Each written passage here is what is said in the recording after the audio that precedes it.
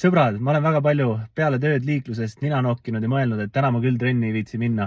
Ma olen lihtsalt liiga väsinud, ma ei jõua seal mitte midagi teha. Ja üldjuhul ma olen ikkagist ennast pehmeks rääkinud, et davai, ma teen paar harjutust ära ja peale seda lähen lihtsalt koju tagasi, teen siukse lihtsa trenni, aga enamus korrad, kui ma olen läinud ja higi lahti saanud, siis on peas juba täiesti teised mõtted, käik on sees ja olen tegelikult väga normaalse trenni enamus korrad ära teinud. Seega, kui täitsa mikki ei ole, siis ma soovitan ikkagist minna, teha enda jaoks paar mingit kõige olulisemat asja ära ja siis minna koju ja kui jõuad teha rohkem, siis teed rohkem loomulikult. Ja isegi kui ei jõua rohkem teha ja teedki ainult need paar asja, siis tegelikult need paar asja ka pika aja peale korrates annavad ilmselt väga häid tulemusi. Vot.